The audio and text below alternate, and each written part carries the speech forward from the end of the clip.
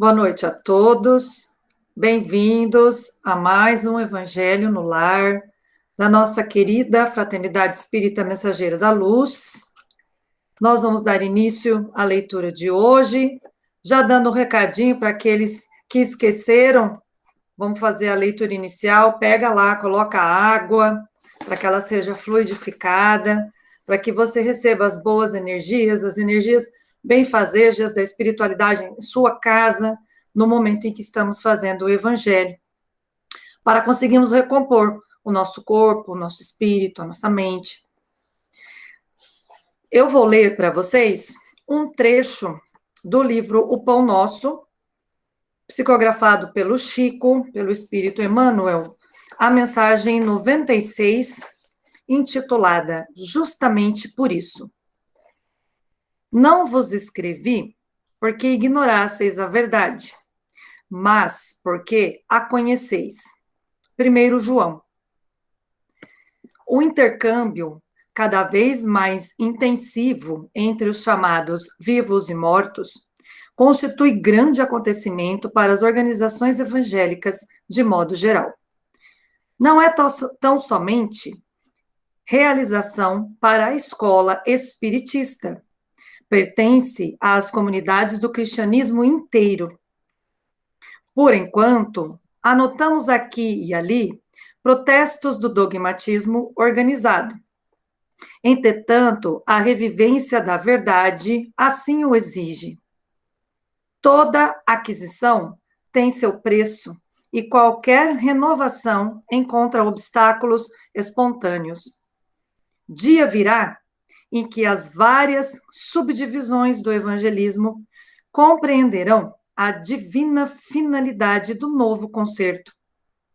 O movimento de troca espiritual entre as duas esferas é cada vez mais dilatado. O devotamento dos desencarnados provoca a atenção dos encarnados. O Senhor permitiu Pentecostes para o reajustamento da realidade eterna. Convém notar, contudo, que as vozes comovedoras e revigorantes do além repetem, comumente, velhas fórmulas da revelação e relembram o passado da sabedoria terrestre, a fim de extrair conceituação mais respeitável referentemente à vida. É neste ponto que recordamos as palavras de João, interrogando sinceramente: comunicar-se-ão os mortos com os vivos, porque os homens ignoram a verdade? Isto não. Se os que partem falam novamente aos que ficam, é que estes conhecem o caminho da redenção com Jesus, mas não se animam nem se decidem a trilhá-lo. E é com essa sabedoria de Emmanuel que vamos dar início à nossa oração da noite, agradecendo a Deus por mais esta noite de Evangelho, sempre agradecendo a proteção da espiritualidade, dos nossos mentores individuais, dos mentores da nossa fraternidade AFEMEL, que se fazem presente agora neste ambiente virtual, nos intuindo, nos protegendo. Por que eles fazem isso? Porque eles nos amam, mas principalmente porque nós precisamos. Deus, em sua infinita bondade e grandiosa misericórdia, não abandona nenhum de seus filhos. Somos nós, como disse Emmanuel, que insistimos em trilhar os caminhos errados, que insistimos em esquecer a importância da fé, a importância da confiança e de pôr nossas vidas nas mãos de Deus, porque Ele sabe tudo o que realmente precisamos. Muitas vezes precisamos deixar o controle de muitas coisas e apenas aceitar e nos resignar. E as coisas aos poucos vão se ajeitando, cada coisa a seu tempo. Que Deus possa continuar mantendo a nossa vibração alta, para que nós consigamos atingir a energia dos irmãos que nos protegem e que nós consigamos, após beber essa luz da proteção, conseguir levar a luz àqueles que precisam. Que Deus abençoe, palestrante da noite, a todos nós que aqui estamos, os que farão as orações, as preces e os comentários.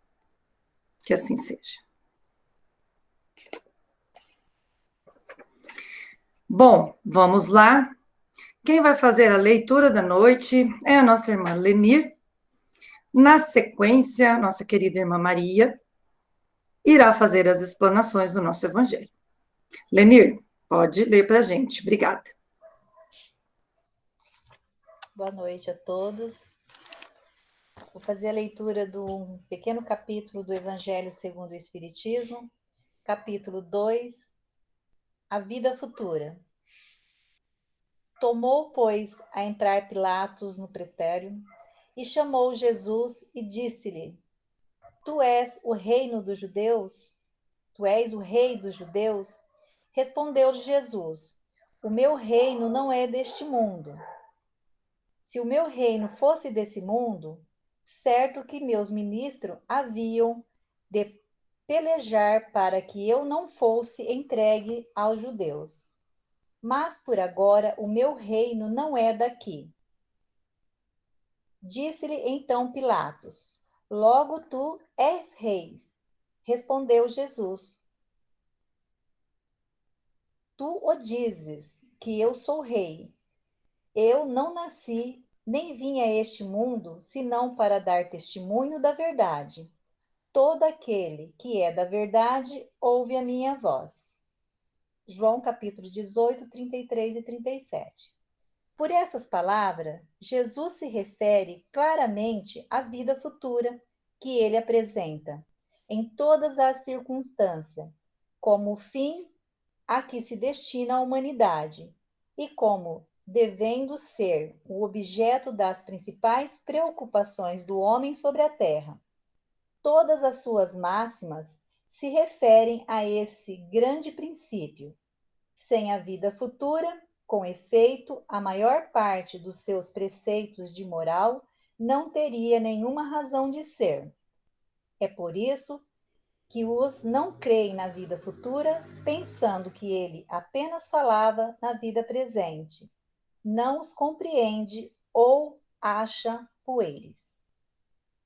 Esse dogma pode ser desconsiderado, portanto, como ponto central de ensinamento do Cristo. Eis porque está colocado entre os primeiros no início desta obra, pois deve ser a meta de todos os homens. Só ele pode justificar os absurdos da vida terrestre e harmonizar-se com a justiça de Deus. Os judeus tinham ideias muito imprecisas sobre a vida futura.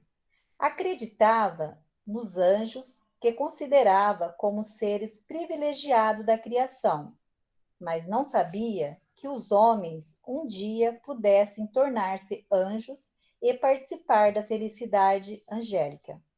Segundo pensava, a observação das leis de Deus era recompensa pelos bens terrenos, pela supremacia de sua ação no mundo, pelas vitórias que obtiveram sobre os inimigos. As calamidades públicas e as derrotas eram os castigos das desobediências. Moisés o confirmou a dizer essas coisas ainda mais fortemente a um povo ignorante, de pastores, que precisava ser tocado, antes de tudo, pelos interesses do mundo.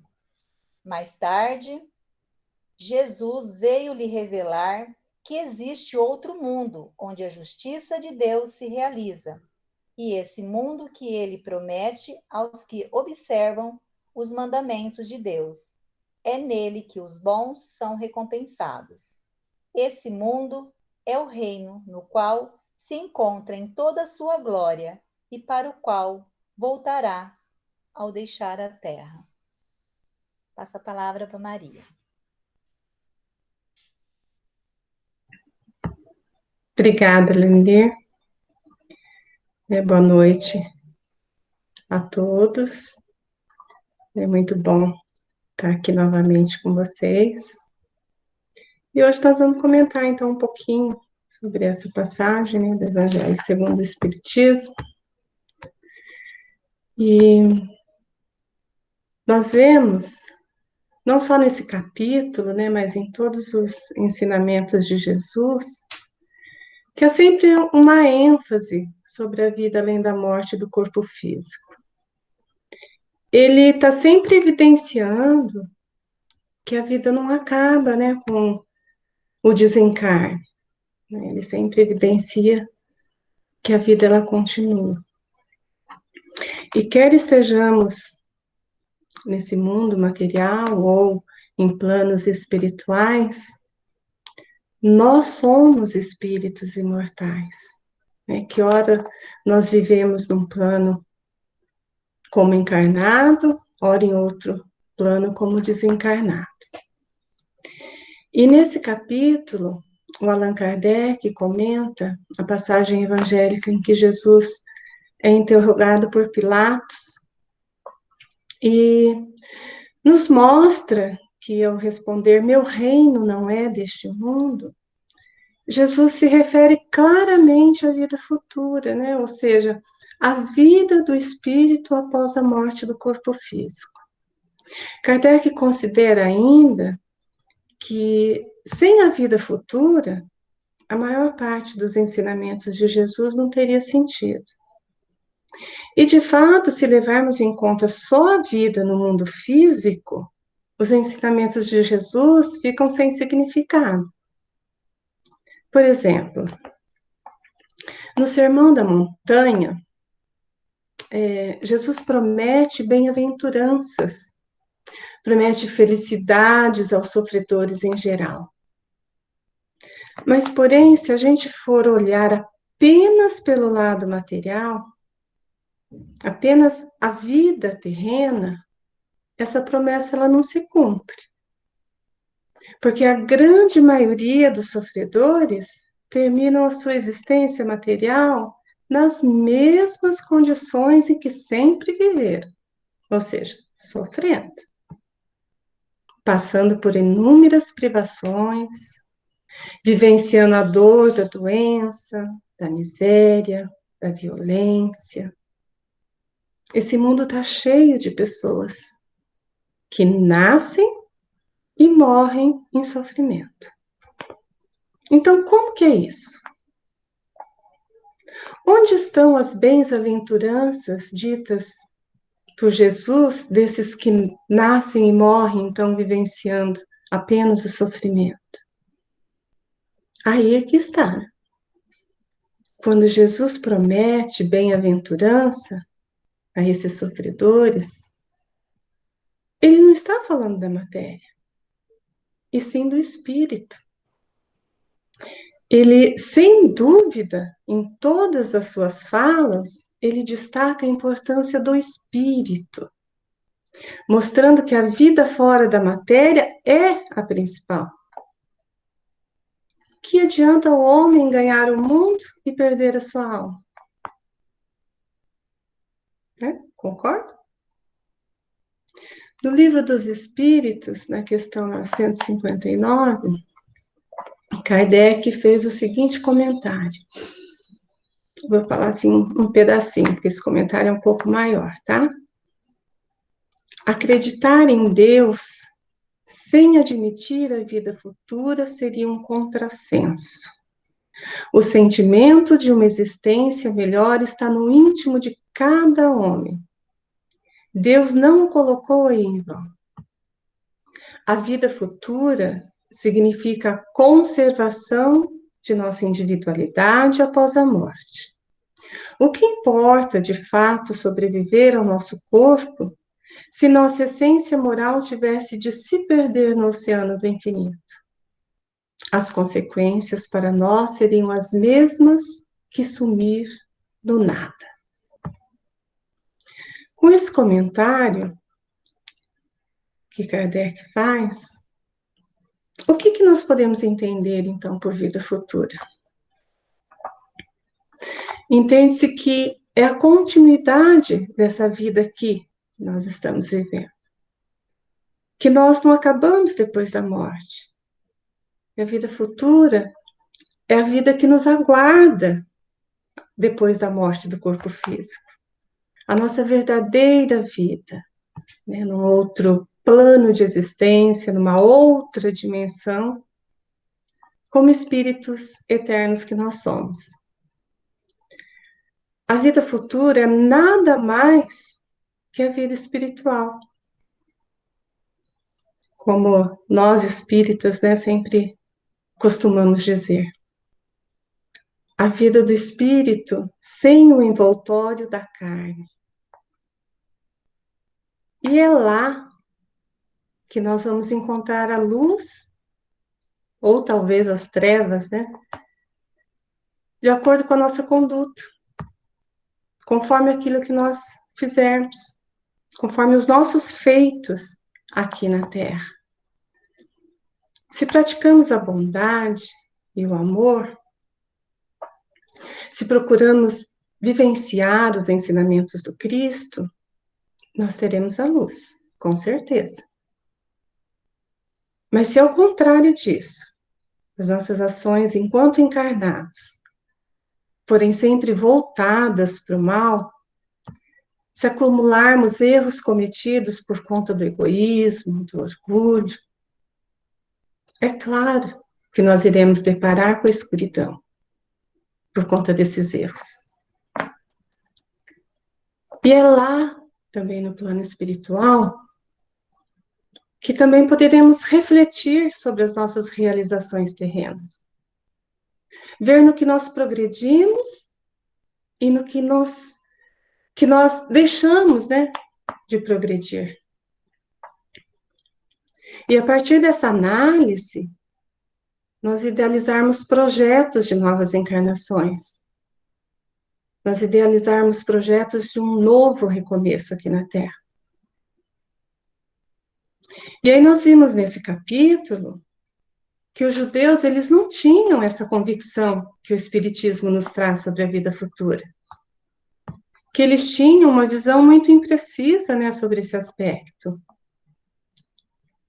Então, o estudo de hoje, ele nos mostra como os judeus entendiam a vida após a morte, de como eles entendiam isso antes da vinda do Messias e das suas revelações sobre a vida futura.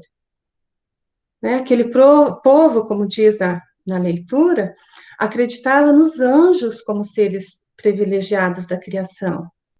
Eles pensavam que o cumprimento às leis de Deus era recompensado com os bens na terra e com as vitórias, né, de sua nação sobre outros povos. Vocês se lembram que nós já falamos sobre isso, quando nós fizemos os comentários lá sobre as 3 revelações? Eles acreditavam também que a desobediência a essas leis eram punidas, né, com castigos, com derrotas nas guerras. Então, Jesus trouxe as mudanças necessárias para essa visão deturpada dos judeus sobre a vida futura. Jesus esclareceu à humanidade a meta do homem ao viver na Terra. Ele indicou o caminho a ser seguido. Ele ensinou como agir nessa caminhada para atingir a perfeição possível. E que isso seria possível, seguindo a senda do bem traçada e exemplificada por ele, usando o instrumento do amor a Deus e ao próximo. Jesus, ele ensinou que todos deveriam preocupar-se primeiramente em merecer a felicidade na vida futura, mas isso enquanto nós estivermos aqui ainda na Terra. E esse ensinamento está bem descrito nas suas palavras. Buscai primeiro o reino de Deus e a justiça, e todas essas outras coisas vos serão acrescentadas. Isso está em Mateus, capítulo 6, versículo 33. E ele também mostrou que o seu reino, né, referindo-se, lógico, ao plano espiritual, poderia ser de todos os povos e sem nenhum privilégio, quando ele disse: e virão do Oriente, do Ocidente, do Norte, do Sul, e se assentarão à mesa no reino de Deus. Está em Lucas, versículo 33, capítulo 33, versículo 29. E nessas passagens do Evangelho, Jesus nos encoraja em priorizar a busca dos valores espirituais. E se nós formos refletir, analisar essa orientação de Jesus, também nós vamos ver que a garantia de que todas as coisas que nos serão acrescentadas está relacionada às necessidades espirituais e não às materiais. São os novos valores morais que o espírito conquistará. É a isso que Jesus se refere. Até porque o que se objetiva, né, com a encarnação é o progresso espiritual e não material. E se não considerarmos a imortalidade da alma, aí realmente fica difícil compreender totalmente a doutrina do Cristo. É fato que a doutrina do Cristo ela é rica de conteúdo moral, né? E é fato também que isso vem facilitar a harmonia entre os homens. Mas só se pode ser claramente entendida e interpretada à luz da imortalidade da alma. E por quê? Porque somente a continuação da vida pode explicar as grandes diferenças que existem entre os homens aqui na Terra. E fazer com que a justiça de Deus se cumpra ao longo dos tempos. Hoje, nós já somos capazes, né, de compreender toda a verdade que Jesus não pôde dizer naquela época. E com o conhecimento do Espiritismo, nós passamos a ter essa certeza da vida futura. E essa certeza nos é trazida pelos Espíritos. Nós temos como exemplo as comunicações dos Espíritos através dos médiuns, provando assim a continuidade da vida após a morte do corpo. E constantemente nós vemos isso nas reuniões mediúnicas. Os espíritos, eles nos descrevem detalhes da vida espiritual. Nós recebemos mensagens lindas através dos espíritos, que não nos deixam nenhuma sombra de dúvida sobre a vida futura. E já indo para o final da minha fala, eu só quero complementar que a revelação do Cristo, né, sobre a vida futura, ela foi a luz que alimentou e que deu vida àquele povo judeu diante de tantos sofrimentos terrenos. E que atribuiu também sentido ao amor do Pai por todos os seus filhos. E essa luz brilhará para sempre. E também aquecendo os corações, né, conduzindo também os pensamentos.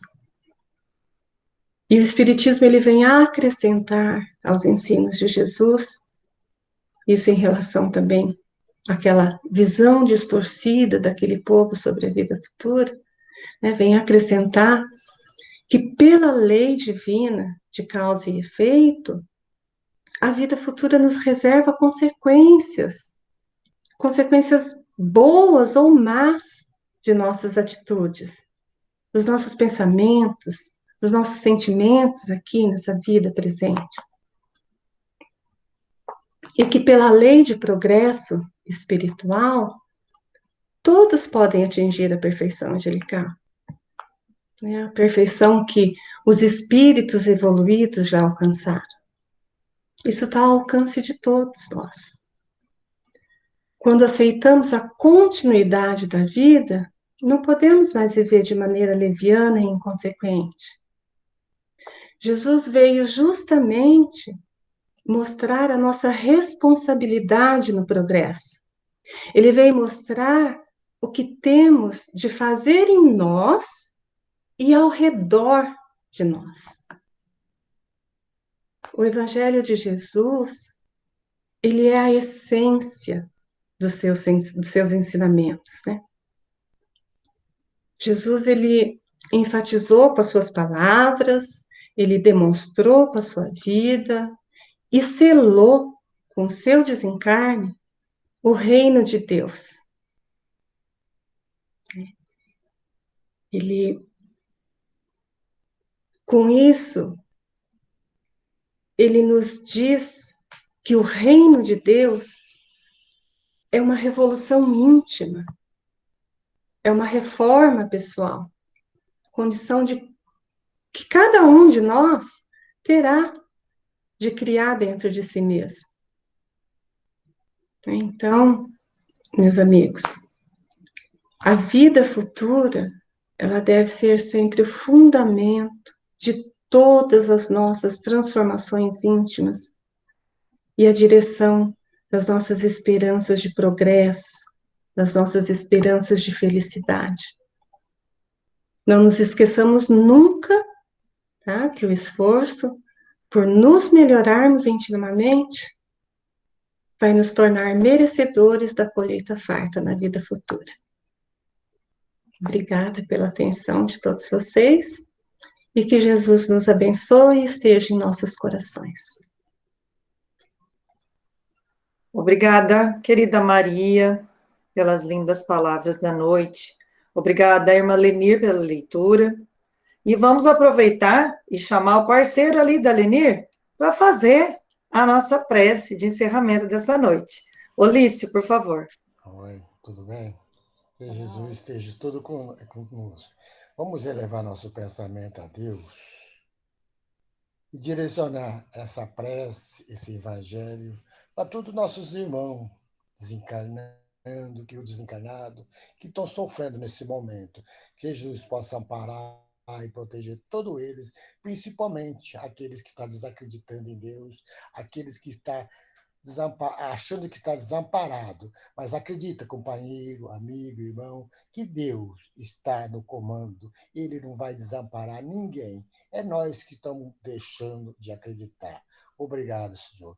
Então, vamos direcionar a Jesus os nossos pensamentos para que Ele nos dê compreensão, nos dê ânimo de sobreviver às dificuldades, para que nós possamos juntos socorrer e amparar aqueles que estão sofrendo, aqueles que estão necessitando. Nós, muitas vezes, esquecemos que temos irmão em sofrimento, que temos irmão desamparado, mas, nesse momento, vamos direcionar a nossa prece, as nossas vibrações, principalmente para os nossos amigos espirituais que possam auxiliar, a nossa irmã Marcelina, que está com problema, com dificuldade, aos médicos que estão na frente dessa epidemia, os enfermeiros, todos aqueles que trabalham para que nós possamos sobreviver. Obrigado, Deus. Obrigado, Jesus. Obrigado a todos aqueles que estão ao nosso lado sempre, não está desamparando ninguém. É nós que afastamos dele por não entender o que estamos passando. Obrigado, Jesus. E para encerrar essa oração, essas vibrações, vamos fazer a prece que nos ensinou. Pai, que estás no céu, santificado seja o vosso nome. Venha a nós o vosso reino. Seja feita a tua vontade e não a nossa, assim na terra como no céu. O pão nosso de cada dia nos dá hoje. Perdoai, Senhor, nossas dívidas, assim como nós perdoamos nossos devedores. E não deixeis cair em novos erros, em tentações, mas livrai, Pai, de todo mal, que assim seja. Obrigado, Deus. Uma boa noite a todos. Obrigada, Olício, pela nossa prece. Agradecendo a todos pela presença. Esperamos vocês novamente na próxima quinta-feira com mais um Evangelho no Lar. Obrigada e boa noite.